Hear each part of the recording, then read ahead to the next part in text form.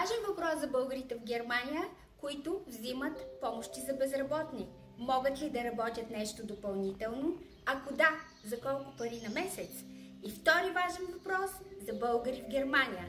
Ако взимат социални помощи, могат ли да работят допълнително без тези помощи да бъдат намалени или спрени? Отговорът е хубав и положителен. Остани с мен. Проблеми с данъци, пари, на Силвия се обади, проблема ще се разреши и за него забрави. Когато получаваш борса в Германия, има две важни неща, които трябва да спазиш. Първото е да показваш активност, че си търсиш работа, предложенията, които ти пращат, винаги да ги взимаш на сериозно.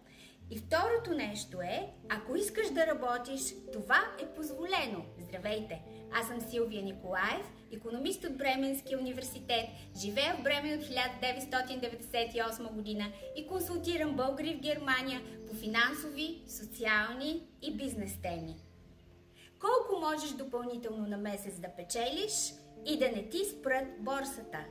Това са към днешна дата 165 евро месечно. Ако печелиш повече от тях, то тогава борсата ви ще бъде намалена сумата, която надвишава тези 165 евро.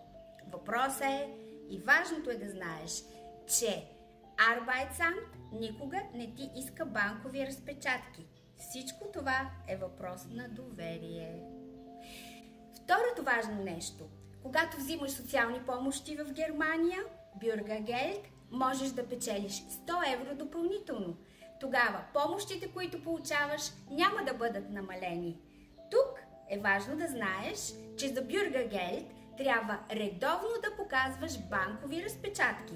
Така че работата, която имаш и наистина по банков път ти се превежда, примерно мини-джоб или миди-джоб, виж видеото за мини-джоб, който съм снимала за теб в този канал, то тогава там няма скрито-покрито.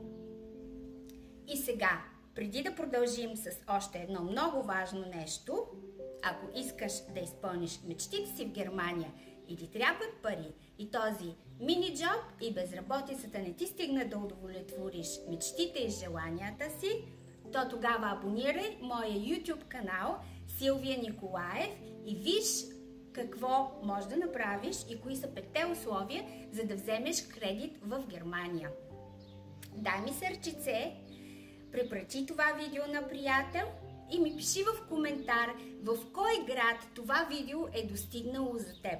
Ще ми помогнеш. И другото важно нещо е, ако искаш да имаш допълнителен доход, аз разширявам екипа си. Условието е да знаеш български и да искаш дългосрочно да останеш в Германия и да изградиш нещо тук. Тогава аз съм правилният човек, който може да ти помогне към мечтите ти. Твоя Силвия.